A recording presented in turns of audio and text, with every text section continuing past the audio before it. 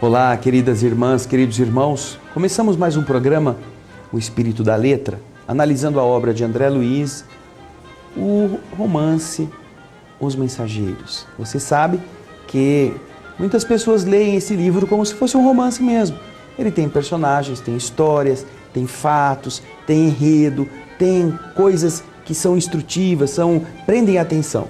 Mas nós aprendemos que a leitura das obras de André Luiz pode ser feita num nível um pouco mais profundo, quando nós retiramos aquilo que está por detrás da letra, das palavras, para entender as revelações do mundo espiritual.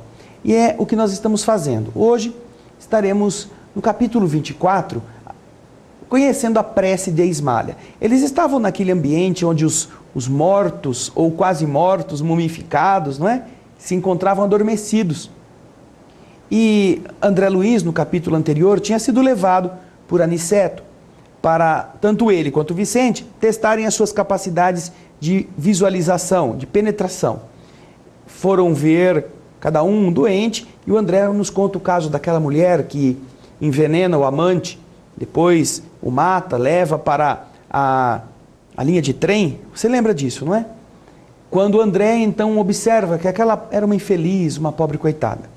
Aí eles voltam para o centro onde estão os trabalhadores reunidos e agora vão fazer a oração. Então, pegue o livro, no capítulo 24, a prece de Ismália. Vamos ao texto e estaremos aprendendo muito com os ensinamentos que André Luiz nos dá.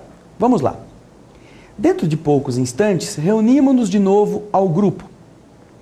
O administrador fez um sinal luminoso em forma triangular e observei que todos os cooperadores se puseram de pé em atitude respeitosa. É o momento da oração no posto de socorro, disse Alfredo Gentil, como a nos dar esclarecimentos para aquele movimento.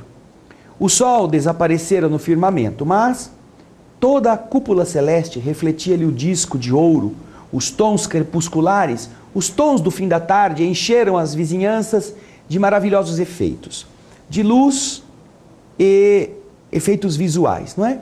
Muito visíveis agora ao nosso olhar, porque Alfredo, sem que eu pudesse conhecer o motivo, também mandara apagar todas as luzes artificiais antes da oração.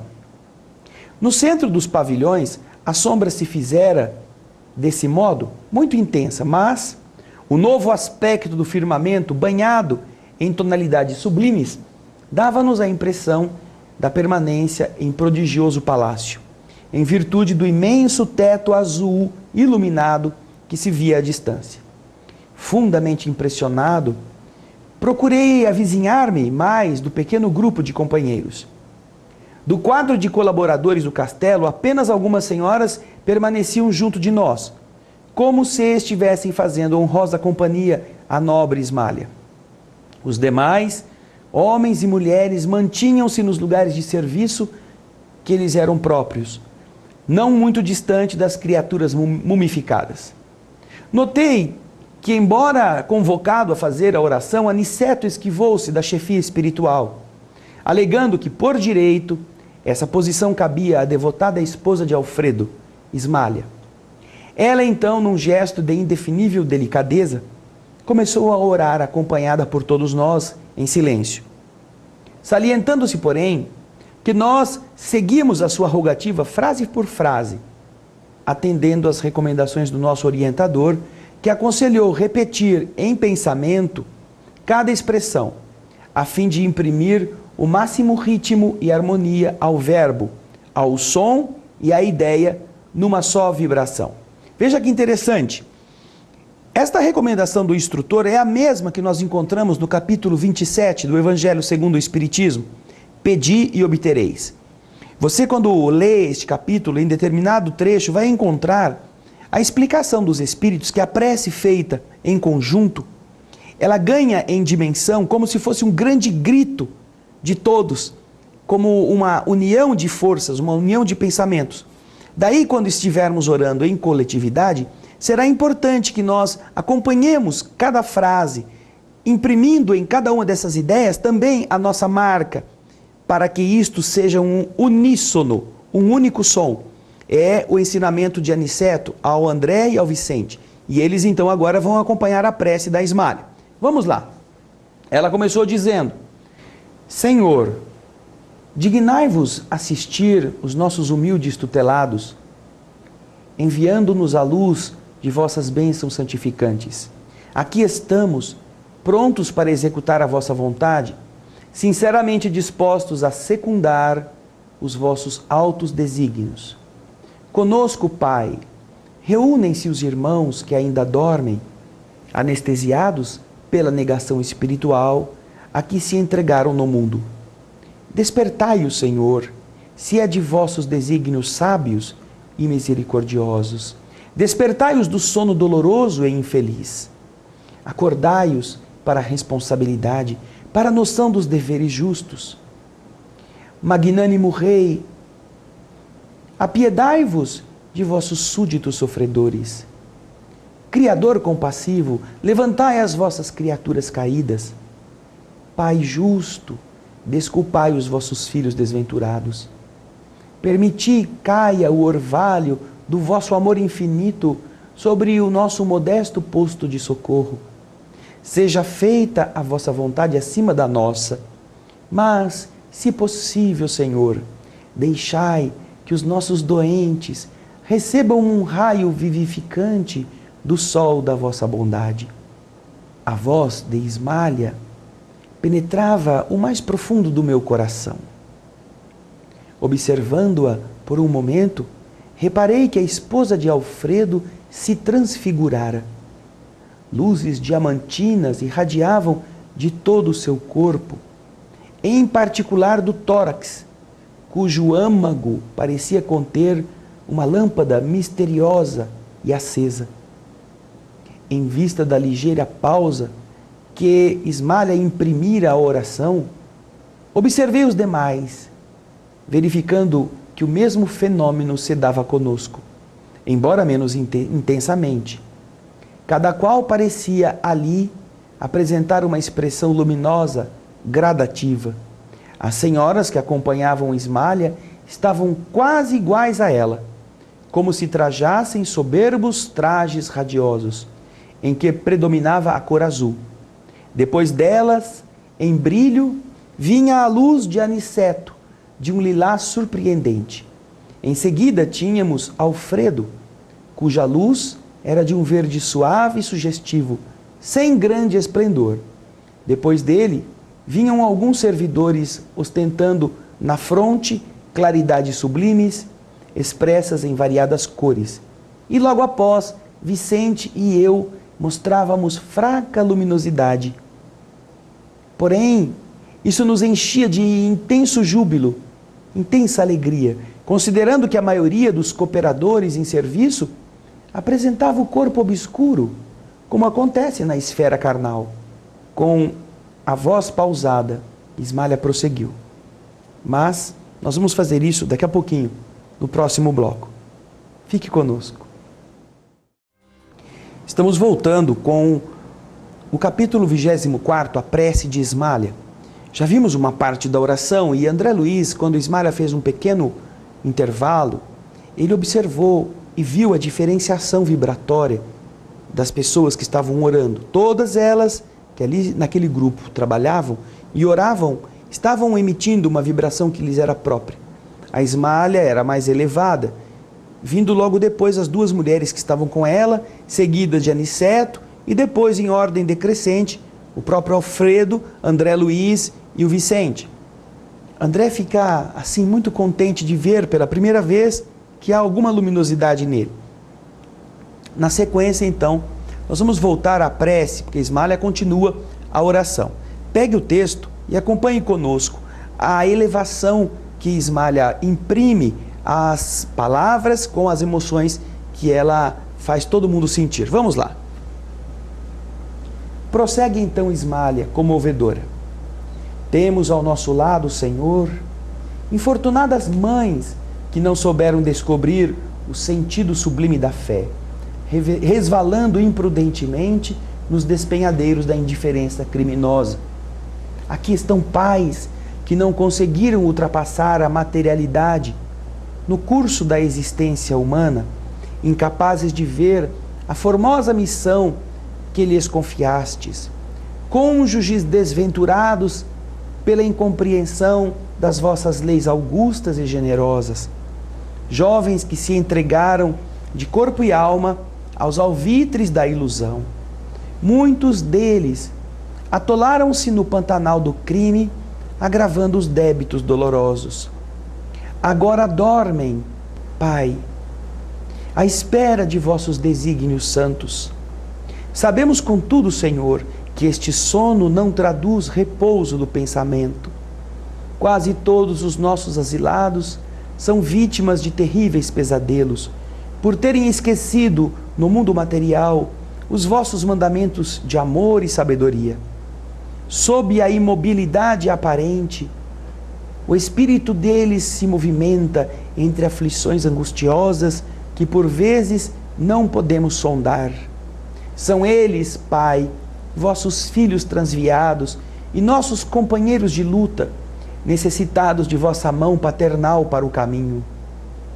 Quase todos se desviaram da estrada reta pelas sugestões da ignorância, que, como uma aranha gigantesca dos círculos carnais, tece os fios da miséria, enredando destinos e corações.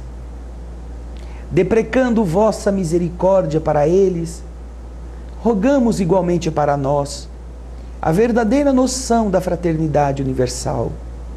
Ensinai-nos a transpor as fronteiras de separação, para que vejamos em cada infeliz o irmão necessitado do nosso entendimento.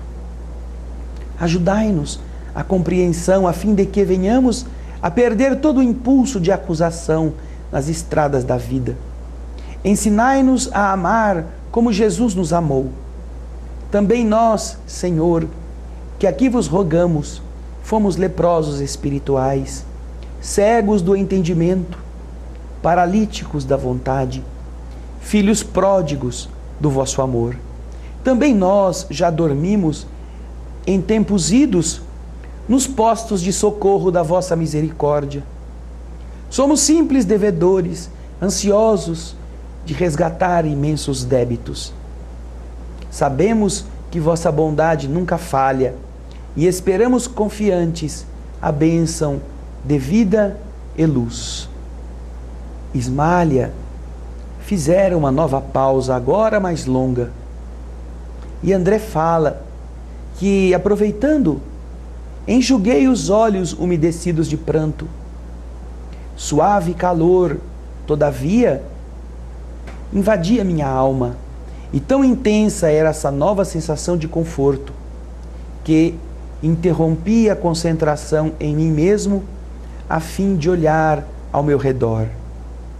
Vocês observam como André está descobrindo as coisas, como ele se encanta com aquelas novidades, ao mesmo tempo em que ele está elevado no sentimento que Ismália está fazendo todos sentirem, ele também quer sentir e observar as realidades que estão à sua volta. É algo próprio daquele que, curioso, quer aprender com tudo. Um novato, um entusiasmado. Assim André nos ensina também a buscarmos, a esforçarmos-nos para construir um mundo diferente dentro de nós. E aqui ele olha instintivamente para o alto e ele enxergou maravilhado grande quantidade de flocos esbranquiçados, de tamanhos variadíssimos, que caíram em abundância sobre nós que estávamos orando. Só não caíam sobre aqueles que dormiam. Tive a impressão de que eram derramados do céu sobre a nossa cabeça, caindo com a mesma abundância sobre todos, desde Ismália até ao último dos servidores. Não cabia em mim de admiração quando novo fenômeno me surpreendeu. Os flocos leves desapareciam ao tocar a nossa fronte. Desapareciam. Para onde será que iam essas energias? Caíam sobre quem orava, mas não iam para os pobres que estavam ali, por quem estavam orando. Que coisa estranha você deve estar pensando. Deus ouvia a prece dos que já tinham se elevado ou esquecia dos infelizes nos leitos? No próximo bloco você vai ver como são lindas as deliberações do Senhor. Continue a ler o texto. Daqui a pouquinho nós vamos voltar e esperamos que você esteja com a gente. Até já. Estamos voltando com o capítulo 24 do livro Os Mensageiros, a prece de Ismália. E já vimos que ela elevou-se, ela fez todos elevarem-se. E André Luiz, encantado e emocionado com as exortações da emoção de Ismália, ele também quer ver o que está acontecendo à sua volta. Ele abre os olhos e, olhando para o céu, ele percebe que caem sobre os que estão orando flocos que parecem neve em abundância.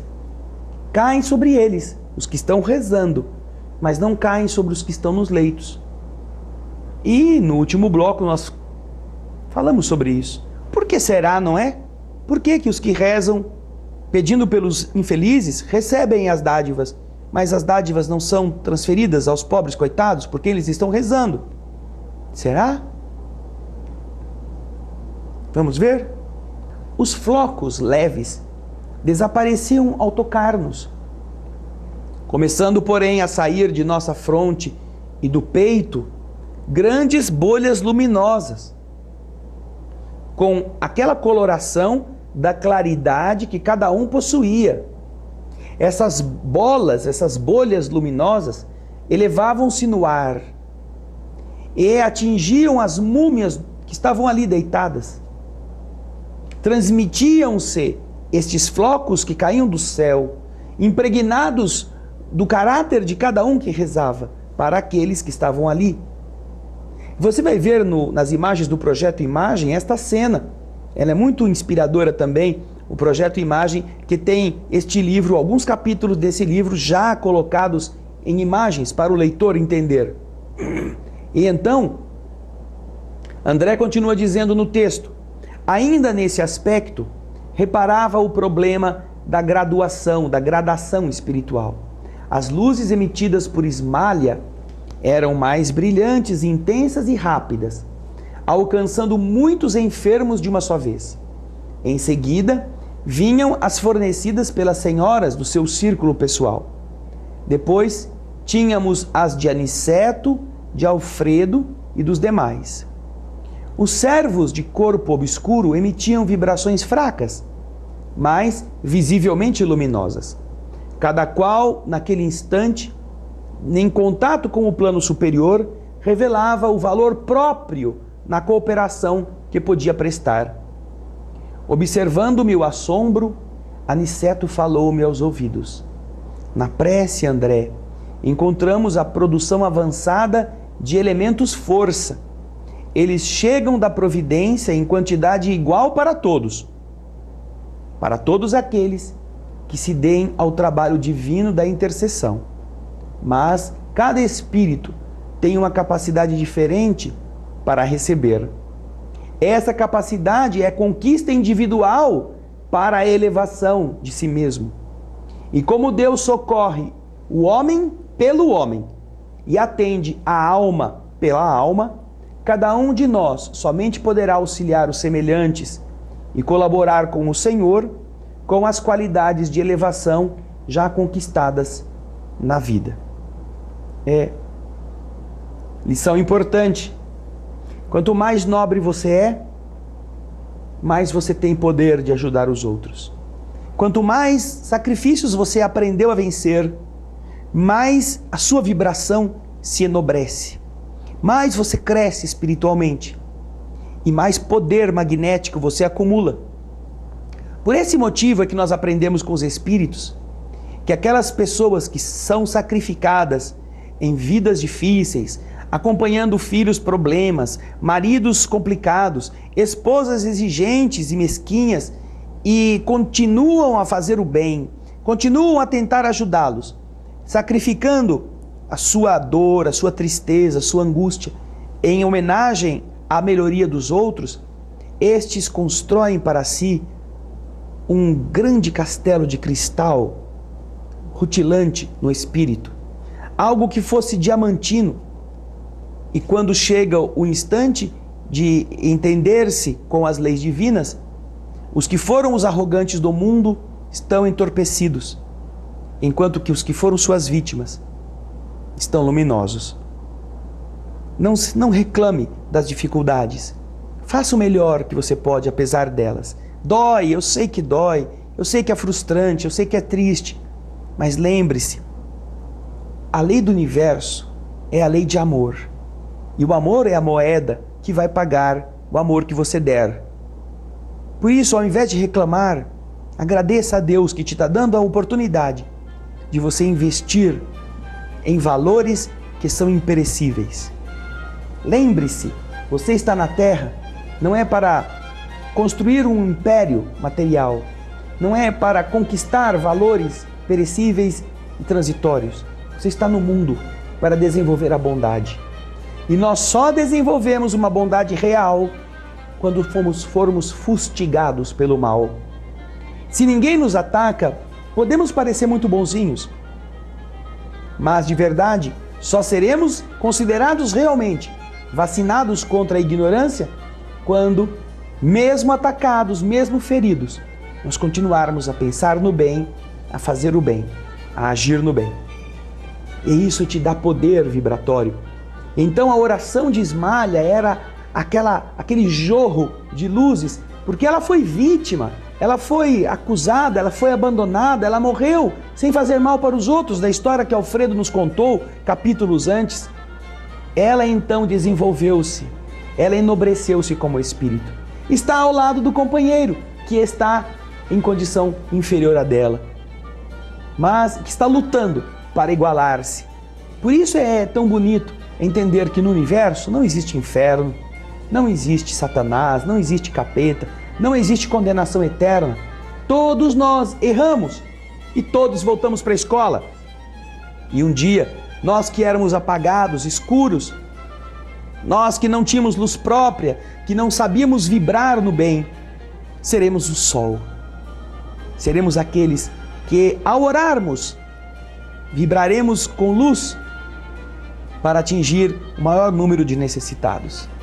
Que bom que você está acompanhando o livro Os Mensageiros. Leia de novo a prece de Ismalha, medite sobre ela e faça com que ela tonifique a sua vibração e te faça mais luminoso. Esperamos que você esteja gostando do livro, do nosso programa O Espírito da Letra, cuja finalidade é trazer essas informações de forma mais fácil, mais clara, para que você se interesse e vá fazer uma leitura renovada, vá buscar essas informações aprofundando-se no livro, porque ainda há muita coisa pela frente. Estamos só na metade. André Luiz ainda nem chegou na Terra, só está no posto de socorro. Esperamos que você venha conosco nessa viagem para aprendermos o que vai acontecer depois da prece de Ismalha no próximo capítulo. Muito obrigado pela sua companhia e muita paz.